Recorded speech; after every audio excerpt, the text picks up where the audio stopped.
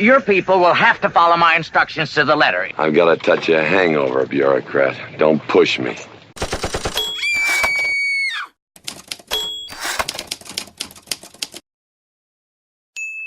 HBR Talk with Hannah Wallen. One of the oldest memes on the web is an abstract mental game that makes use of a psychological tendency described in Daniel M. Wegner's article, Ironic Processes of Mental Control. The article was published in Psychological Review 1994, Volume 101, Number 1, pages 34 to 52. The gist of the phenomenon described is that if you try to control your thoughts, you have to monitor them in a way that alerts you if you fail. That monitoring process itself can, as Wegner describes, act subtly, yet consistently, in a direction precisely opposite the intended control. When anything undermines your efforts at control, the monitoring process itself, by dedicating your attention to noticing your failure to control, will overwhelm your intent to control and cause the opposite of what you were trying to do. That result is the underlying challenge used in the dead meme I'm about to exhume for this discussion. When I was first exposed to it, I learned 3 rules. As far as I can confirm, its origin is undocumented, and there are various versions of it that may have other stipulations, but nearly everyone who didn't just fall off the apple cart knows at least those 3 rules. They are, number 1, once you know about the game, you've been sucked into it. There's no quitting, no exemptions, no timeouts. Number 2, if you think about the game, you lose the game. You continue to lose the game until you stop thinking about the game. If you stop thinking about the game, you stop losing, but you lose again the next time you think about it. Number 3, every time you lose the game, you have to tell people you have lost. Granted, most folks who have exited the mature end of adolescence cease after a month or so of knowing about the game to care about Rule 1 or follow Rule 3, except when it might annoy their kids. Because it spreads through the announcements mandated by the 3rd rule, the game has been referred to as a mind virus.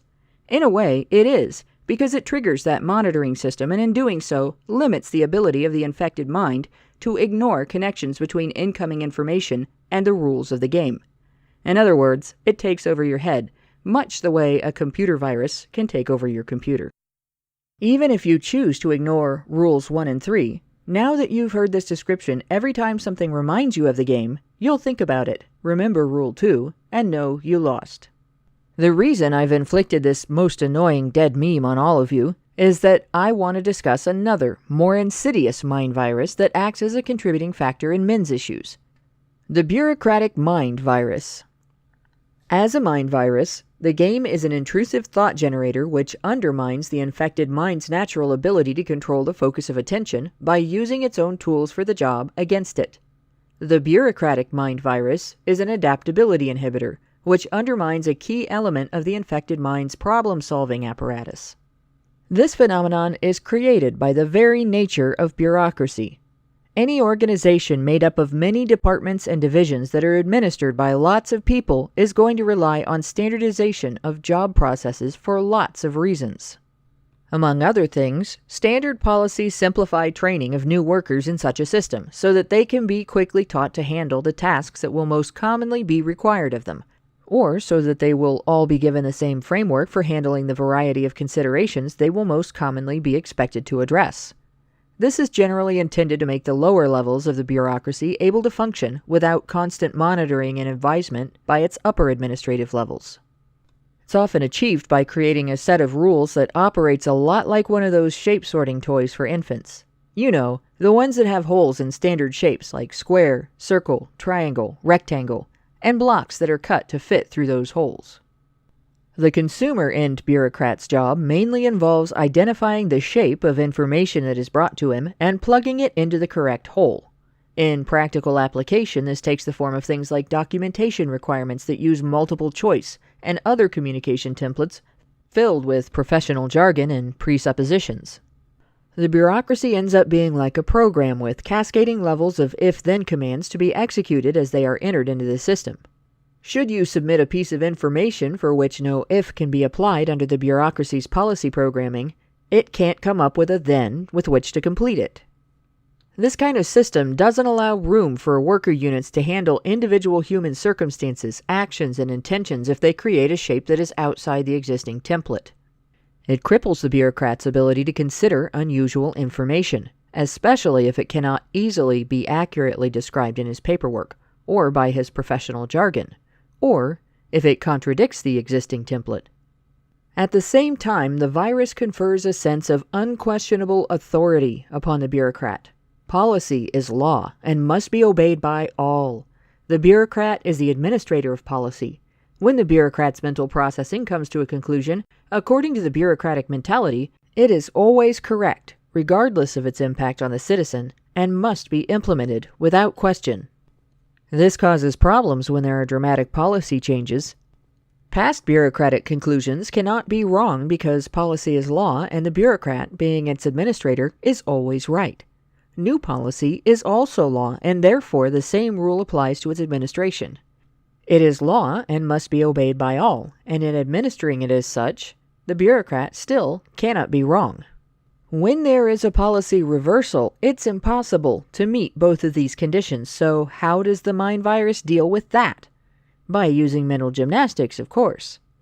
No matter what new policy the bureaucrat encounters, it is going to be twisted and spun into what fits the bureaucrat's existing programming. It does not matter if it comes out resembling nothing the policymaker had in mind. All that matters to the bureaucrat is that he can fill out his paperwork at the end of the day without contradicting any of his past decisions, while still covering his butt against possible accusations of failing to follow protocol. The citizen's interaction with the bureaucracy is, to the bureaucratic mind, a unit of data. This leads backward to the conclusion that the citizen must exist to create tasks that fit into the bureaucracy's existing parameters in order to keep the program employed. That creates the expectation that the citizen must comply with policy by presenting only standard circumstances.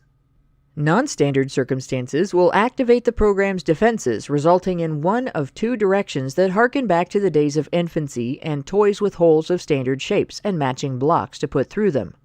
The bureaucrat will either try to stuff the citizen through the hole whose shape is the closest approximation to his circumstances, no matter how badly he fits, or, finding no standard procedure for this instance, retaliate against the citizen as one would against an attack.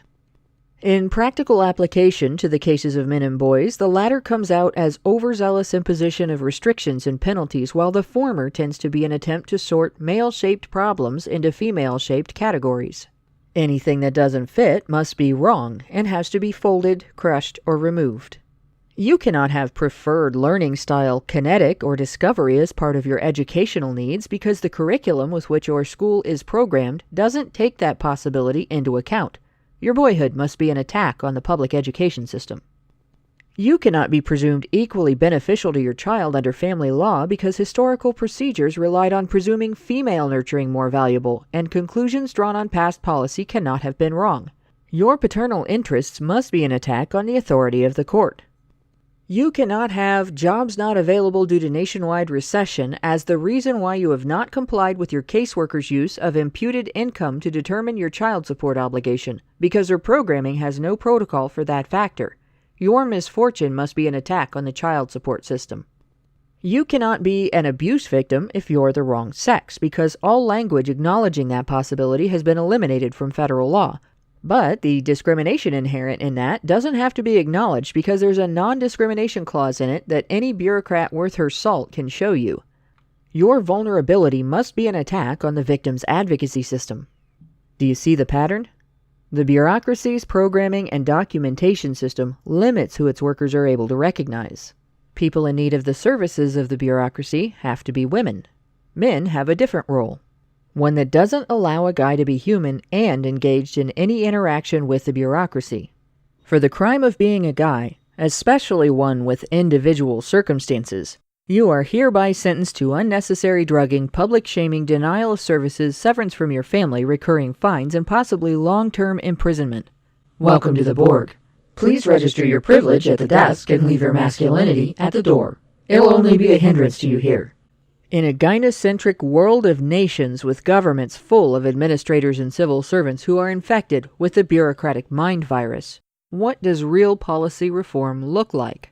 Can existing law and policy that is causing discrimination against men and boys be updated without setting off the program's defenses? If it can't be, then what can we do? Have we lost the game? Or is it maybe just time for us to change the rules?